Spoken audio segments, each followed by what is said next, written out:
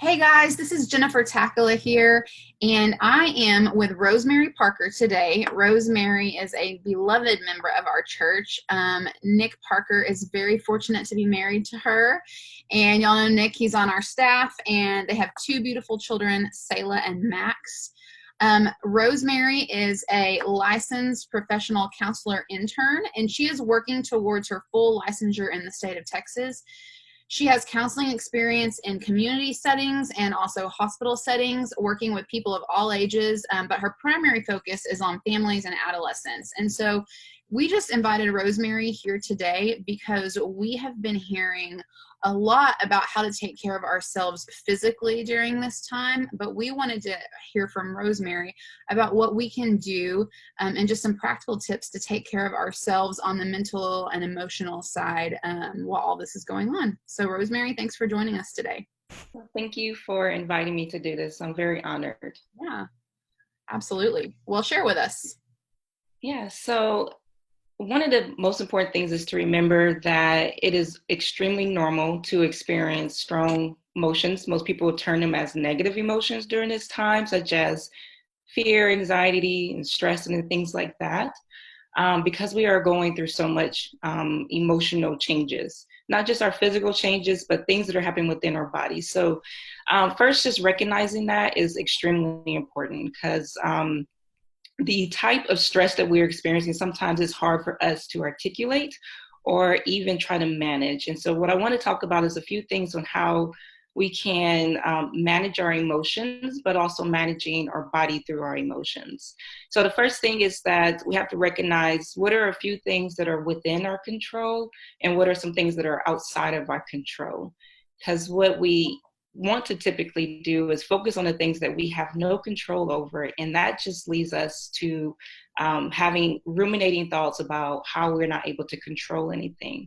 So first of all, just if you can outline things that you can do to take care of yourself, to take care of your family, and focus on those, it will actually provide you with a sense of success during this time when you're feeling as if there's probably some things you can't focus on or can't control. The other thing that is extremely important is to not only recognize what's within your control, but to start to think about how can I take care of my body. And I know a lot of research has been shown that exercising does wonders for your brain and has done so many things to help you feel good emotionally, and that is extremely true. Our emotions are communicating to us what's going on within us, even when we can't understand what they are. So you can look at it as emotions are a sense of energy. And if that energy stays within our body and we aren't able to move it around or express it in a way, exercise is a way that helps us release that emotion so that we can concentrate better. We can focus on, okay, what do I need to do right now? Instead of feeling as if I feel like I can't do anything. And so, what do you normally do to exercise? It can be walking, it can be videos. There are so many free videos out there now, since everything's virtual, that you can get your hands on, playing with your kids, shooting hoops. That's something that we do as a family as we go outside and play basketball. That helps burn some energy, not only for like the adults, but for the kids as well, because that's important, right? The kids are feeling as if they're cooped up in the house and they need to get some of that energy out themselves. So exercise. The other thing is sleep. And you may be wondering, like, well, how can I sleep when I have so much on my mind? And that is true. It is hard to sleep. And so there are some things you can do to put into your sleep routine that helps your body to relax. One of those is meditating. Meditating helps your mind shut off.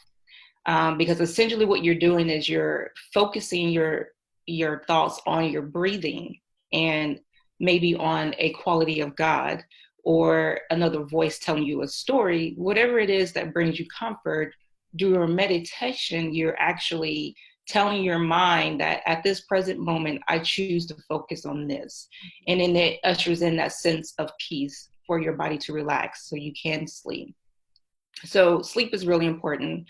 The other thing that is important to think about when you focus on your body is eating.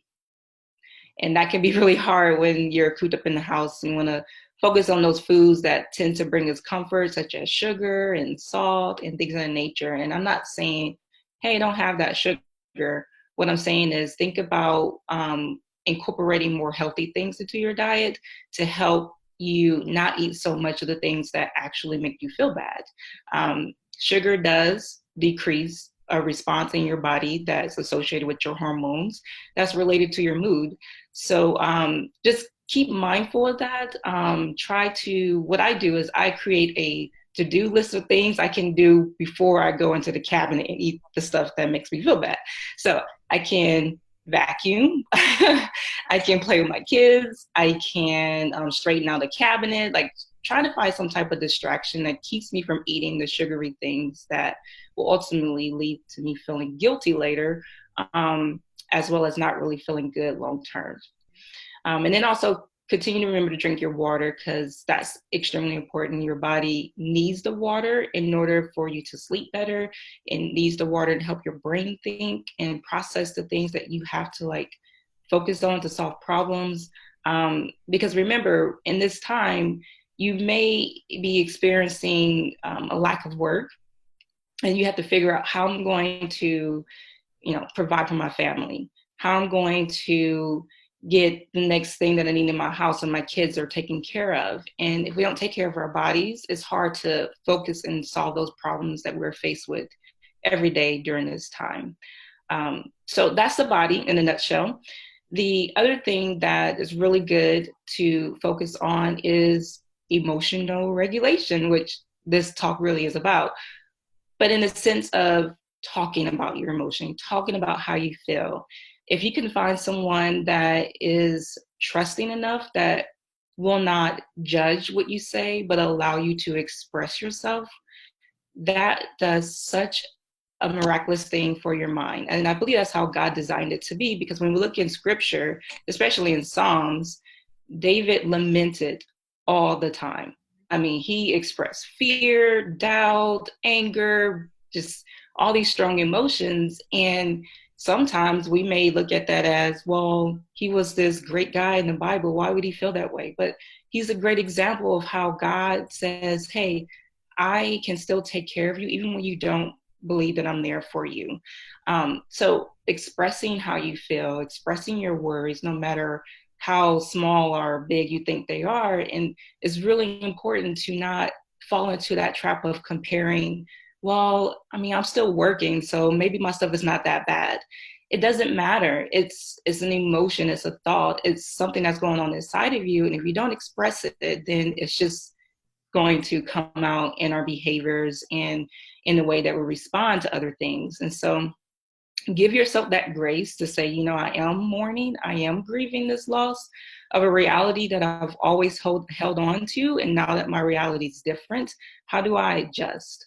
How do I find pleasure in the things that I used to find pleasure in, like going to the park and being able to just freely walk around, and now I have all these restrictions? Like, that is a mourning process. Being able to say that I'm going to have this time to myself while my kids go to school, you can't do that anymore because you have to take care of your kids now all day long, and that can be stressful as well. So just being honest with yourself and expressing those emotions to someone else. And if that's not available, if you don't have that person, I mean, God is always there. He's always listening. You can journal it. You can pray it out. You can use music as a way to help express your emotions and your thoughts. There are so many different ways of getting that what's inside of you out that will help you be able to understand, okay, why am I feeling this way? And why do I think this way? Which is really important. And I believe the last thing that really goes into what I just said about just talking is expressing gratitude for the things that you do have in the present moment that has not really changed. You can find gratitude in so many different things: your family, your friends, your church community. One of the things that I've noticed so much is how creative we become as a nation in general on using Zoom or using FaceTime. or using other types of platforms so that we can stay connected with each other, because that's a huge component. That's the way God designed us. He designed us to be in community. And so it's natural to feel lonely and to feel distant during this time. But then to take that energy or that emotion that you feel and say, hey, I am feeling lonely. Who can I reach out to? Who can I ask to, pray for me, or who can I pray for? Things like that are very important during this time. And this is a topic that I could go on forever, and I'm just trying to condense it down to something that's tangible.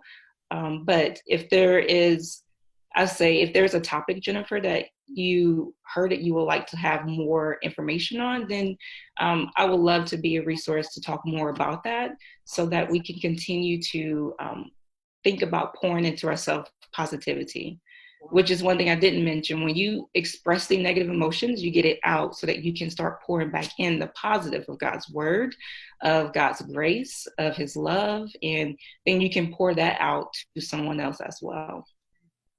That's so good. Thank you so much, Rosemary.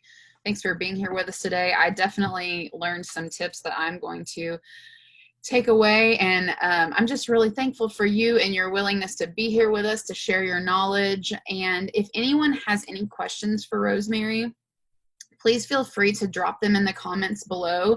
She'll be able to see them and either maybe respond on the Facebook page, or it might even be something that she would come back on and talk some more about. So just please drop those in the comments if you have that for her. And also, Rosemary talked about gratitude. We do have, if you go to ccrespond.com, along with our I can help and I need help responses, we have one called I am thankful, and that's just a really great way to share with others what you're thankful for. You could also drop what you're thankful for in the comments here. I believe yesterday we even had a post of tell us something good that happened that was on the main Christchurch Facebook page. So there's lots of ways you can journal it, but there's also lots of ways to share those with other people. And I know that as a staff, that's been really helpful and encouraging to us to see all the things that you were thankful for during this time. We've had many people respond to us, and that's just been really cool to see that. So anyway, lots of ways for you to get engaged.